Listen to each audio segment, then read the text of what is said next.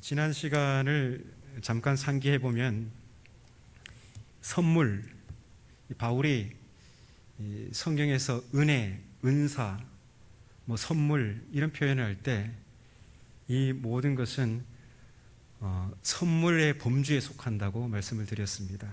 그런데 이 선물은 인류 사회 어디에서나 주고받는 순환적인 것이었습니다. 고대 그리스 로마인들에게 선물은 주는 것에 상응하는 보답을 기대했기 때문에 답례가 불가능한 가난한 사람은 선물 받을 대상에서 제외가 되었죠. 반면 유대인들은 가난한 사람들에게도 선물을 했는데 그것은 보답에 대한 기대가 없었기 때문이 아니라 하나님으로부터 보답을 기대했기 때문입니다. 우리에게도 이 유대인들과 비슷한 게 있죠.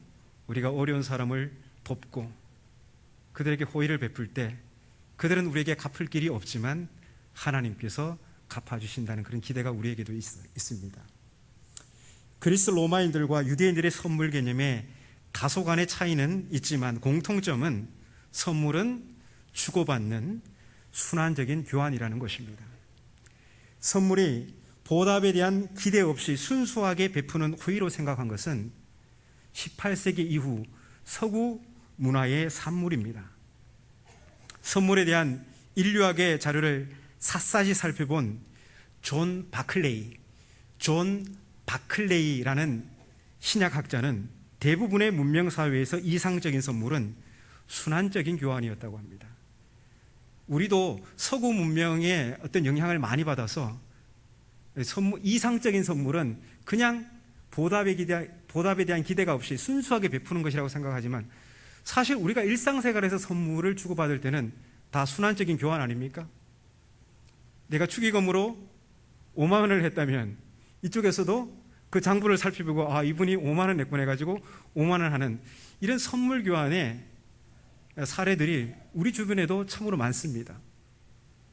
그래서 뭔가 선물에 대한 이상적인 것, 그래 나는 순수하게 베푸는 거야, 전혀 보답에 대한 기대를 하지 않을 거야, 하나님으로부터도 기대하지 않을 거야, 이런 이상적인 선물에 대한 생각은 서구 문명의 서구 문화의 산물입니다. 아주 고대부터 인류 문명사회에는 보편적으로 선물 개념은 다 서로 주고받는 그런 순환적인 교환을 창출했습니다. 그래서 바울 또한 선물의 범주에 속하는 은혜라는 말을 할 때 그것은 순환적인 교환을 의미합니다. 하나님께서 자격 없는 죄인에게 그리스도를 선물로 주셨을 때, 혹은 그리스도께서 자격 없는 우리에게 자신을 선물로 주셨을 때, 그것은 보답에 대한 기대가 없이 순수하게 베푸신 호의가 아니라 보답을 기대하고, 우리에게 보답을 기대하고 베푸신 선물이라는 것이 바울이 말하는 은혜의 개념입니다. 이것을 밝힌 학자가 바로 존 바클레이라는 신약학자인데요, 최신 바울 신학의 연구자입니다. 이 사람이 바울과 선물이라는 대작을 출판했고요, 또 그에 이어서 바울과 은혜의 능력이라는 책을 썼습니다. 당분간은 이 책을 넘어설 연구서는 나오지 않을 정도로 신약학계에서는 아주 위대한 연구 결과물로 지금 말하고 있는데요, 디도서 2장 14절 말씀인데요, 이 말씀을 보더라도 하나님께서 우리에게 아들을 내어주셨을 때, 또 아들이신 그리스도께서 우리를 위해 자신을 내어주셨을 때 그것은 그냥 순수하게 베푼 호의가 아니라는 것이 디도서 2장 14절에 나오는데요, 그가 우리를 대신하여 자신을 주심은 모든 불법에서 우리를 속량하시고 우리를 깨끗하게 하사 선한 일을 열심히 하는 자기 백성이 되게 하려 하심이라, 이렇게 말씀하고 있습니다. 결국은 자신을 주셔서 우리를 죄에서 속량하시고 뭘 하시겠다는 겁니까? 선한 일을 열심히 하는 자기 백성으로 삼으시기 위해서, 그런 보답을 받기 위해서 그리스도께서는 자신을 우리에게 선물로 주셨다는 겁니다. 하나님은, 그리고 하나님의 아들이신 그리스도는 우리에게 은혜를 베푸셨습니다. 하나님은 죄인인 우리에게 아들을 선물로 주셨고, 아들인 그리스도는 우리에게 자신의 생명을 선물로 주셨습니다. 이렇게 말하든 저렇게 말하든 우리가 받은 선물은 어떤 물건이 아니라 사람이신 그리스도이십니다. 그래서 그리스도가 우리에게 은혜의 선물입니다. 그런데 문제는 그리스도를 선물로 받은 우리가 그 가치에 상응하는 선물로 보답할 능력이 없다는 겁니다. 우리는 이만큼 큰 은혜를 받았지만 우리는 요만큼도 할 능력이 없다는 거죠. 그런데도 바울은 하나님과 우리 사이의 선물 교환은 주고받는 순환이 가능하다고 합니다. 그게 어떻게 가능할까요? 여기에 바울이 말하는 선물 개념의 독특함이 있습니다. 선물이신 그리스도 자체에, 선물 자체에 선물의 수신자, 선물을 받은 사람을 선물이신 그리스도와 선물을 받은 사람이 어울리게 하는 능력이 있다는 겁니다. 우리를 그렇게 변화시키도록 할 수 있는 능력이 누구에게 있다가요? 선물이신 그리스도 자체에 있다는 겁니다. 어떻게 그게 가능할까요? 우리는 어떤 물건을 선물로 받은 것이 아닙니다. 그리스도를 선물로 받았습니다. 그리스도를 선물로 받았다는 것은 그리스도의 속죄의 피를 통해 우리가 죄의 지배로부터 벗어난 것이고, 그리스도의 부활을 통해 은혜의 공간 속에서 살아가는 것입니다. 그게 로마서 5장 2절에서 이야기한 겁니다. 이제 선물이신 그리스도께서 은혜로 우리를 다스리시기 때문에 우리는 점점 그리스도와 어울리게 변화될 수 있습니다. 그리스도를 주신 분과 어울리게 변화될 수가 있습니다. 그렇다면 하나님과 우리 사이의 선물 교환은 단순히 서로 주고받는 교환이 아닙니다. 하나님의 선물에 대한 우리의 담례는 우리가 믿음으로 서 있는 이 은혜의 공간 속에 있을 때 가능한 거예요. 은혜의 공간 속에 있다는 것은 은혜의 선물이신 그리스도가 내 삶을 다스리는 것을 의미합니다. 그래서 우리는 은혜 안에 서 있는 동시에 은혜의 다스림 아래에 있습니다. 그렇다면 은혜라는 것은 받아 누리는 것이기도 하지만 우리에게 와서 우리의 삶을 다스리는 것이기도 합니다. 바울은 이 은혜의 공간에서 하나님의 영광에 대한 소망이 생겨났다고 5장 2절에서 말씀하죠. 우리가 믿음으로 서 있는 이 은혜의 자리에 들어가, 이런 말을 했잖아요. 그리고 이 은혜의 다스림 속에서 영생에 이르는 소망을 5장 21절에 얘기합니다. 그렇다면 우리의 숙제는 우리를 영생으로 인도하는 이 은혜의 다스림, 은혜 아래 살아가는 삶을 이해할 필요가 있습니다. 은혜의 다스림을 받으며 살아간다는 말에 보다 선명한 설명이 필요하죠.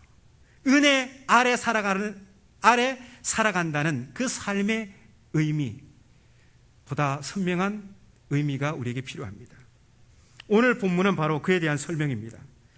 바울은 6장에서 은혜의 공간에서 하나님의 영광의 날을 소망하고 은혜의 다스림 속에서 영생을 향해 나아가는 삶이 무엇인지를 세례의 이미지로 선명하게 밝히고 있습니다. 그것은 다름 아닌 예수와 함께 죽고 예수와 함께 사는 삶입니다. 바울에게 있어서 세례란 예수님의 죽음과 부활에 연합하는 것을 의미합니다. 이처럼 예수와 함께 죽고 예수와 함께하는 삶을 말하는 6장은 지난 시간 5장 20절의 연장선에서 출발하고 있는데요. 5장 20절을 함께 읽겠습니다. 5장 20절입니다. 시작. 율법이 들어온 것은 범죄를 더하게 하려는 것이고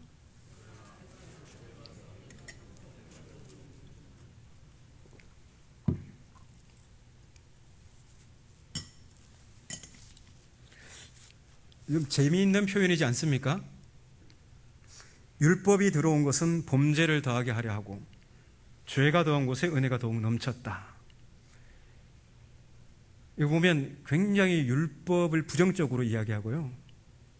오히려 죄를 굉장히 뭔가 이게 기여한 것, 은혜에 기여한 것, 이런 것으로 표현하고 있어요. 자, 이런 내용을 읽으면 참 쉽지가 않아요. 이게 바울은 너무 똑똑해가지고 잘 오해를 불러일으키는 사람이기도 합니다. 사실 이게 참 좋은 표현인데 그 바울의 말의 의도를 파악하지 못하면 굉장히 오해하기 쉽습니다. 아, 율법은 이제 더 이상 쓸모없는 거네. 율법이 아주 진짜 못 쓸 그런 거였구나, 이렇게 생각하고, 죄가 더한 곳에 은혜가 넘쳤다고 그러면 이게 뭐지? 이런 생각을 하게 하죠. 자, 율법이 들어와서 범죄가 많아졌다는 것, 이게 무슨 의미일까요? 여러분, 율법이 없었을 때는, 죄를 판별하는 어떤 기준이 없었을 때는 죄를 죄로 규정하지 못했겠죠. 유죄 판결이 불가능했겠죠. 그런데 죄를 판단할 수 있는 그 잣대인 율법이 들어오니까 이제 무수한 유죄 판단이 가능해졌습니다. 뭐가 죄인지, 뭐가 죄가 아닌지가 분명히 구분되었고, 죄를 지었을 경우 유죄 판결이 많아짐으로 말미암아 이제 죄의 판결이 가능해졌다는 거죠. 그래서 율법이 들어와서 범죄가 많아졌다는 말은 율법이 무수한 죄를 낳는 모태라는 말이 아니라 비로소 율법으로 인해 합법적 유죄 판결이 많아졌다는 것입니다. 그리고 죄가 더한 곳에 은혜가 더욱 넘쳐났다는 말은 인간의 죄와 하나님의 은혜를 극대비시켜서 하나님의 은혜를 강조하는 겁니다. 더 많이 탕감받은 사람이 더 큰 은혜를 받은 거죠. 우리의 죄가 크기 때문에 자격 없는 자에게 아들을 선물로 주신 하나님의 은혜, 또한 자신을 선물로 주신 그리스도의 은혜가 그만큼 큰 것입니다. 우리는 그렇게 가늠할 수 없는 큰 은혜 아래에서 살아가는 사람들이죠. 자, 하나님의 은혜가 그만큼 크다면 우리는 그 은혜 아래에서 어떻게 살면 될까요? 하나님의 은혜가 너무나 큽니다. 그러면 그 은혜 아래에서 우리의 삶은 어떻게 나타납니까? 죄가 더한 곳에 은혜가 더욱 넘쳐났으니까 은혜를 더하게 하려고 더 큰 죄를 저지르면 됩니까? 바울이 묻습니다. 은혜를 더하게 하려고 죄에 거하겠느냐? 그럴 수 없다고 합니다. 왜 그렇습니까? 우리는 죄에 대하여 죽은 자들이기 때문입니다. 죽은 자가 어떻게, 죄에 대하여 죽은 자가 어떻게 죄를 지을 수 있습니까? 예수님이 하신 탕자 이야기 유명하죠. 동생은 아버지에게 떼를 써서 자기 몫의 재산을 얻어낸 다음 집을 떠나 그 재산을 모두 탕진하고 수치스럽게 집으로 돌아옵니다. 그런데 놀랍게도 아버지가 달려나가 자기를 맞아주고 큰 잔치를 베풀어 자기의 명예를 세워줍니다. 그럴 자격이 없음에도 불구하고 또 형의 원성에도 불구하고 그는 다시 아들로 환영받습니다. 그러고 나서 한두 해 시간이 지났습니다. 자, 여기서부터는 가정입니다. 성경에 있는 내용이 아니고 가정입니다. 그러고 나서 이제 한두 해 시간이 흘렀습니다. 삶은 그럭저럭 무난하게 제자리를 잡았습니다. 형도 그런대로 마음을 진정하고 동생을 받아들이고 아버지는 늙어가고 있습니다. 그는 집으로 돌아오는 길에 아버지가 달려나와서 자기를 맞아주신 행복했던 날들을 떠올립니다.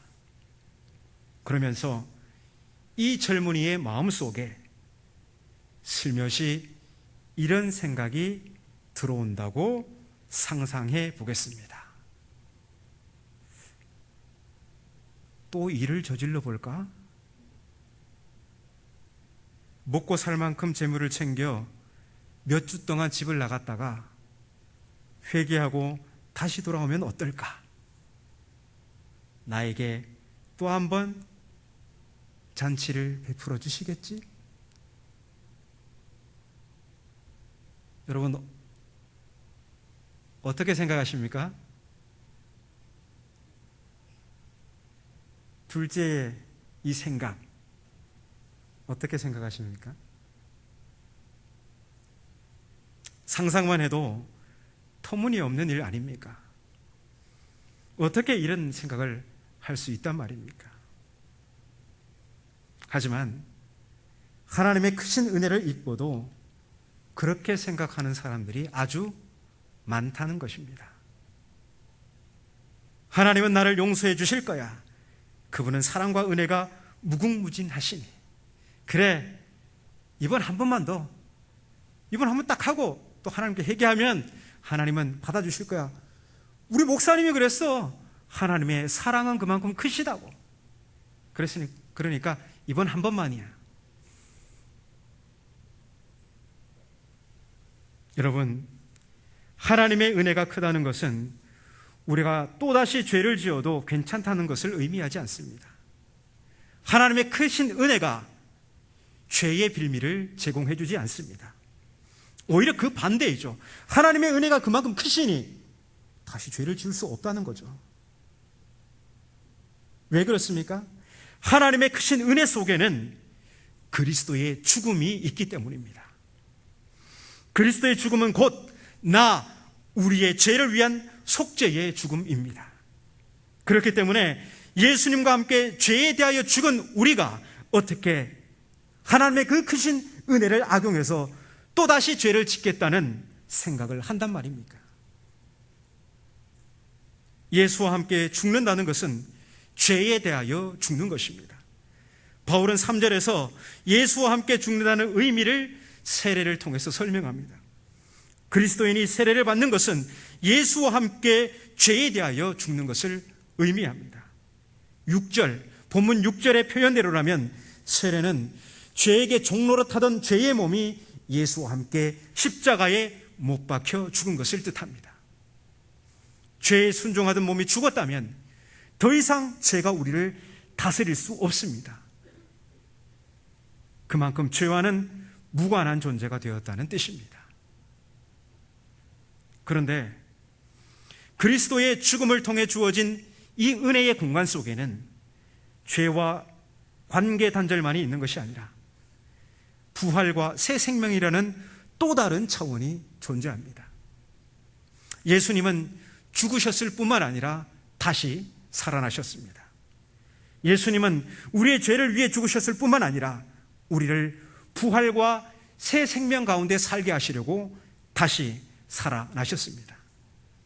그러므로 은혜의 공간 속에서 살아간다는 것은 예수와 함께 새 생명 가운데 살아가는 삶을 의미합니다. 그러므로 은혜의 공간 속에서 하나님의 영광의 날, 그 구원의 날을 소망하고 은혜의 다스림 속에서 영생을 향해 나아가는 삶은 예수와 함께 죄에 대하여는 죽고 예수와 함께 새 생명 가운데 살아가는 삶입니다. 그래서 그리스도인에게 있어서 세례란 그리스도의 죽음과 부활에 연합하는 것입니다.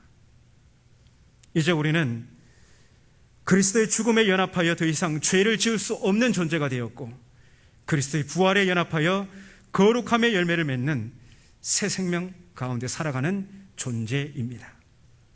그런데 정말 우리가 그리스도의 죽음과 부활에 연합하여 이제는 더 이상 죄를 짓지 않고 거룩함의 열매만 맺고 살아가고 있느냐 하는 것입니다. 현실에 우리는 수없이 유혹을 받으며 선택의 기로에서 갈등합니다. 우리가 그리스도의 죽음에 연합하여 이제 더 이상 죄를 지을 수 없는 존재라는 것, 그리고 그리스도의 부활에 연합하여 새 생명 가운데 살아간다는 이 진리는 새로운 존재에 대한 하나님의 거침없는 직설적인 선언입니다. 너희는 더 이상 죄를 지어서는 안 되는 존재야.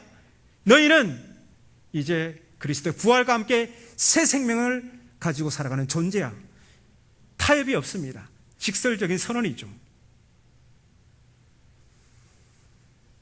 하지만 새로운 존재에 대한 이런 하나님의 선언에도 불구하고 우리의 현실은 결코 녹록지가 않습니다. 왜 그렇습니까? 우리의 현실은 여전히 죄의 지배에 노출되어 있고 그런 현실 속에서 우리는 자주 도전받고 비틀거리기 때문입니다. 홍해를 건넌 이스라엘이 곧바로 마주한 것은 가나안이 아닙니다. 홍해를 건넌 이스라엘을 마주한 것은 온갖 위험이 도사리고 있는 광야입니다. 그렇듯 예수 그리스도를 통해 새로운 존재가 된 우리 또한 여전히 죄를 지을 현실적 가능성에서 살아가고 있습니다. 우리가 그리스도라는 은혜의 공간 속에서 은혜의 통치 아래 살아가지만 우리의 현실은 여전히 죄의 세력이 만들어 놓은 질서가 공존하는 세상입니다. 은혜의 공간이란 더 이상 죄의 균이 침투할 수 없는 무균실이 아닙니다. 은혜의 공간이란 하나님의 영광을 소망하고 은혜의 통치 아래 살아가기 때문에 소망의 자리이지 죄의 세력으로부터 완전히 독립된 천상의 공간이 아닙니다. 오늘도 죄의 세력은 우리를 은혜의 자리에서 끌어내어 죄의 지배 아래 살도록 온갖 노력을 기울이고 있습니다. 그래서 바울은 11절에서 이렇게 말하고 있는데요. 11절을 함께 읽겠습니다. 자, 시작. 이와 같이 너희도 너희 자신을 죄에 대하여는 죽은 자로 여기고 그리스도 예수 안에서 하나님께 대하여는 살아있는 자로 여길지어다. 아멘. 여기서 보면 여겨라는 말이 있죠. 여겨라는 말. 이 말은 실제 그렇지 않은데 그런 척하라 이런 말이 아닙니다. 우리 자신이 죄에 대해서는 죽었습니다. 그리고 하나님께 대하여는 살아있습니다. 이건 맞아요. 근데 여겨라는 말이 오해를 줄 수 있습니다. 그렇지 않은데 그런 척하라. 그게 아닙니다. 여겨라는 말의 의미는 우리는 매 순간 영적 정체성에 합당한 삶의 방식을 선택해야 한다는 의미입니다. 어떤 선택의 기로에 놓일 때 우리는 우리가 죄에 대하여는 죽은 자로 여기고 하나님께 대하여는 살아있는 자로 여기며 선택해야 합니다. 어떤 선택의 기로가 있습니다. 근데 이게 하나님이 기뻐하시지 않는 일임을 내가 분명히 알고 있습니다. 그러면 어떻게 해야 합니까? 나는 죄에 대하여 죽은 자야. 죽은 자가 어떻게 이걸 할 수 있어? 근데 하나님께서 기뻐하시는 일이 있습니다. 그런데 하기 싫어요. 내가 이걸 하기 싫어요. 그럼 어떻게 해야 됩니까? 어떻게? 나는 하나님께 대하여 살아있는 사람이야. 그래서 이거를 붙잡고 선택하는 거죠.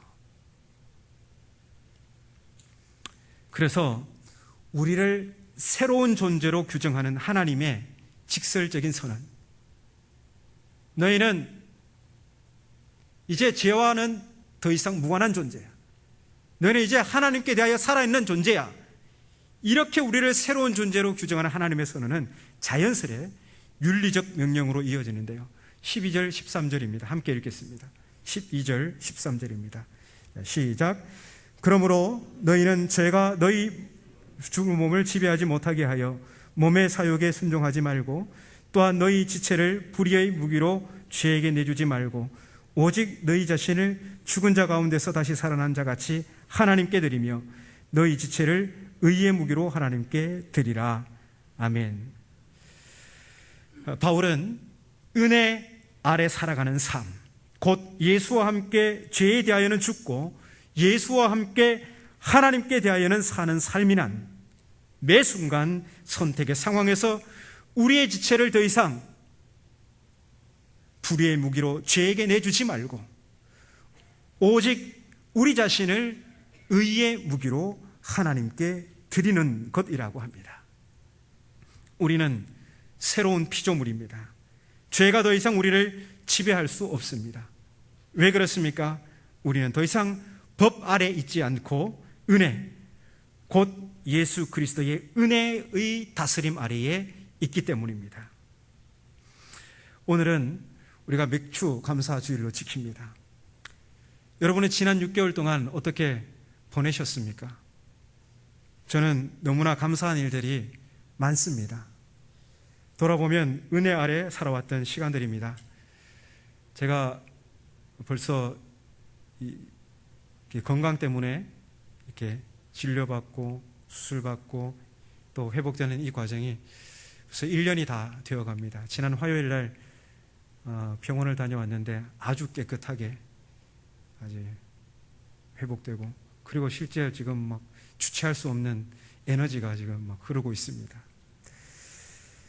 하나님은 근데 제 몸만 회복시켜 주신 것이 아니라요, 제 마음, 소명의 자리도 되찾아 주시고, 그 은혜를 지금 제가 다 말할 수는 없지만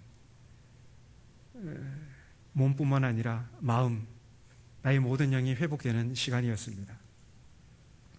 그런데 하나님은 그 일을 바로 여러분들을 통해서 하셨습니다. 하나님의 은혜의 다스림 아래 선한 일을 열심히 하시는 여러분의 사랑과 기도에 힘입어 한 사람이 몸만 살아난 것이 아니라 하나님의 부름을 받는 그 소명자로서 다시 살아나는 시간이었습니다.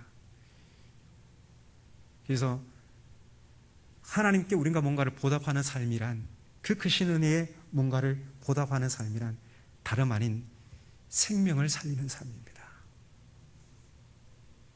저는 단 1%의 거짓말을 붙이지 않고 당당히 얘기할 수 있는 것은 여러분이 저를 살리셨습니다. 하나님께서 여러분을 통해 저를 살리셨습니다. 저는 사역지에 가면 자주 그런 경험을 합니다. 몇 년 동안 열심히 사역을 하고, 그래도 갈 때 보면 성도님들이 나를 양육하셨구나, 성도님들이 사랑과 기도로 나를 양육하셨구나, 이걸 꼭 나갈 때 되면 깨닫게 됩니다. 3일 때 되면. 근데 이상하게 지자교에서는 오자마자 몇 달 안 돼서 그거를 깨달았습니다. 제가 전형적인 경상도 사람이라 참 이렇게 표현을 잘 못해서 그렇지 늘 감사하고 또 하나님께 또 감사하고 그렇습니다. 아직은 다 말씀드릴 수 없지만 나중에 그간에 베푸신 하나님의 은혜를 나눌 기회가 있을 거라 생각합니다. 하나님은 이 코로나 상황에도 그리스도의 은혜의 다스림 아래에서 우리와 함께 하시며 우리를 보호하시고 영생을 향해 인도해 주셨습니다. 자격 없는 우리가 그리스도의 은혜 아래 살아간다는 것이 이 얼마나 복입니까? 이 사실이 우리가 어제도 오늘도 영원토록 감사하고 찬양해야 할 제목입니다. 예수 그리스도 안에 나타난 하나님의 은혜에 대한 감사를 잃어버리면 우리의 삶은 온통 불평과 원망의 소리로 가득 찰 것입니다. 그러므로 우리는 오늘도 예수 그리스도의 은혜의 다스림 아래 주어지는 순간의 선택 앞에서 죄에 대하여는 죽은 자로, 하나님께 대하여는 살아있는 자로 여기면서 우리 자신을 불의의 무기로 죄에게 내주지 말고 오직 우리 자신을 의의 무기로 하나님께 순종을 바쳐야 합니다. 그것이 바로 은혜의 공간에서 하나님의 영광의 날을 소망하고 은혜의 다스림 아래에 영생을 향해 나아가는 삶, 곧 예수와 함께 죽고 예수와 함께 사는 삶입니다. 그리고 이러한 삶이야말로 하나님의 은혜의 선물에 감사하여 우리가 하나님과 그분의 아들 그리스도께 보답하는 최고의 선물입니다. 은혜의 다스림 아래에서 선한 일을 열심히 행하신 여러분이 오늘 맥주감사주일 하나님이 받으실 최고의 감사 선물입니다.